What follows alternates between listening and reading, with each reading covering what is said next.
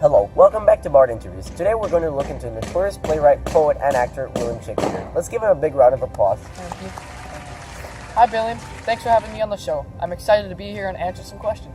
No problem. Let's jump right into the interview. I want to start with your childhood. How did you have it growing up? My father was a successful glover named John, and my mom is named Mary.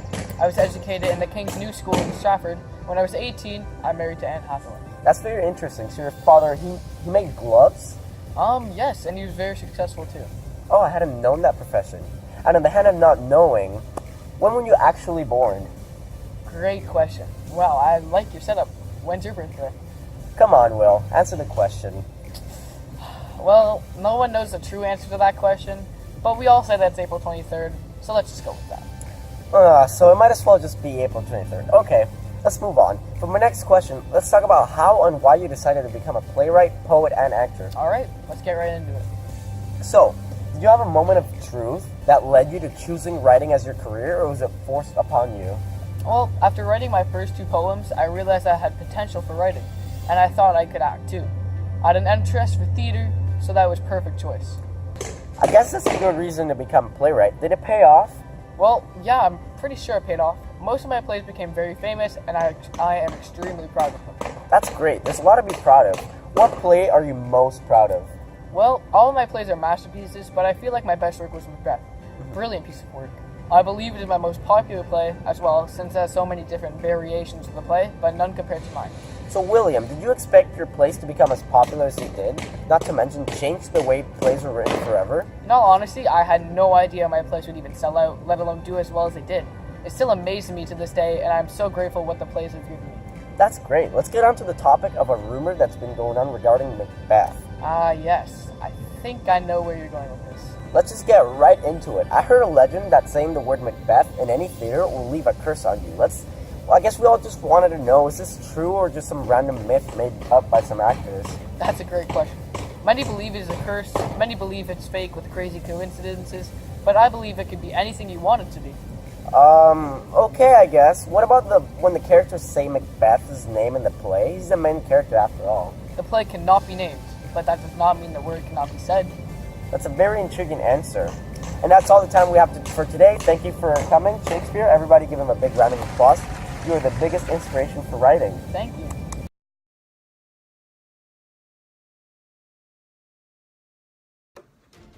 Breaking news. King Duncan was found dead last night with multiple stab wounds in his body. King Duncan was last seen in Macbeth's castle, so Macbeth is a prime suspect. Multiple sources seem to believe it could be Duncan's son, Malcolm, since he was next in line for the throne, and a key eyewitness spotted Malcolm fleeing the castle in the middle of the night. We are now showing you a private clip of the conversation between the Thane of Fife, Macduff, and Macduff's cousin, Ross, which might shed some light on this dark, dark story.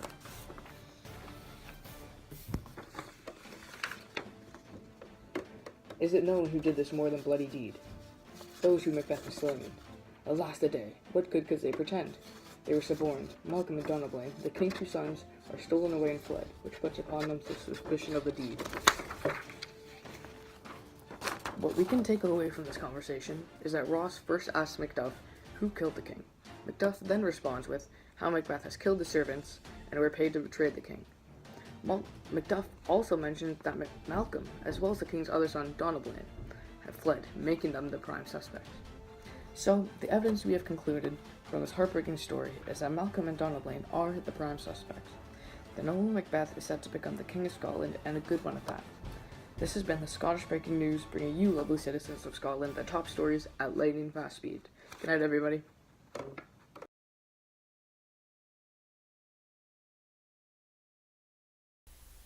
Hello, ladies and gentlemen, and welcome to an inside view on Macbeth's castle and its surroundings.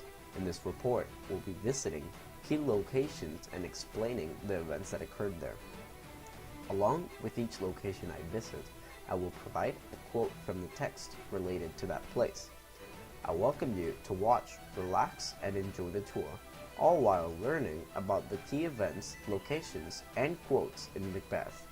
We'll be starting with the first important location within the play, the place at which Macbeth first met the witches. A heath by Forres.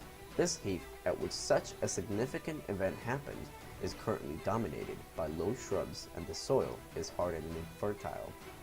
I wonder how this heath looked when Macbeth and the witches first met.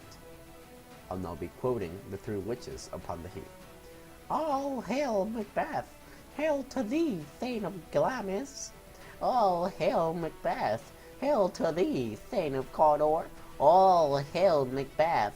Thou shalt be king hereafter. Act 1, Scene 3, 50 to 53. I hope you enjoyed the last location. Now we'll be visiting Macbeth's castle. This is the castle at which Macbeth assassinated King Duncan and blamed the assassination upon his chamberlains.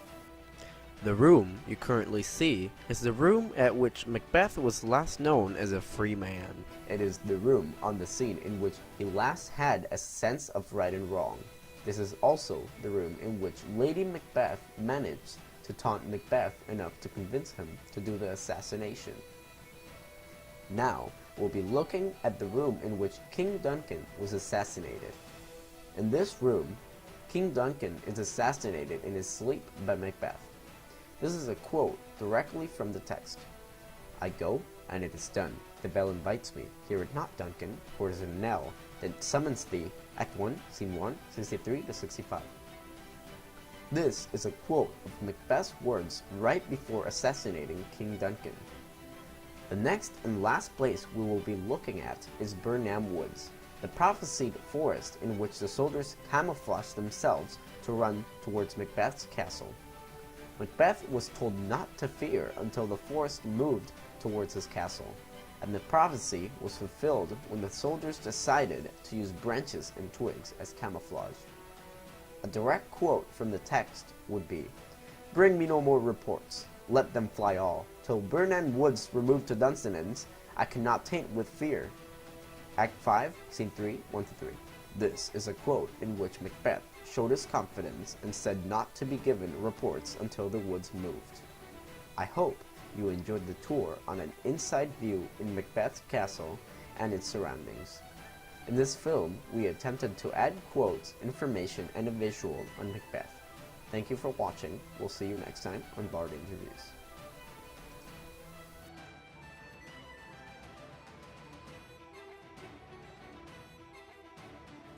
Is it recording you? It's recording you and not the goddamn ground again. Okay, remember? So.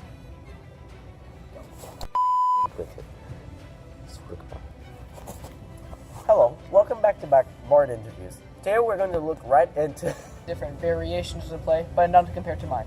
So William, did you expect your plays to become as popular as? Okay, I'm just gonna go back and wave a curse in you.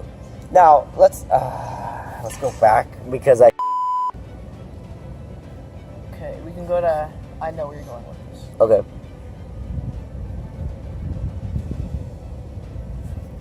Yes, I think I know where you're going with this.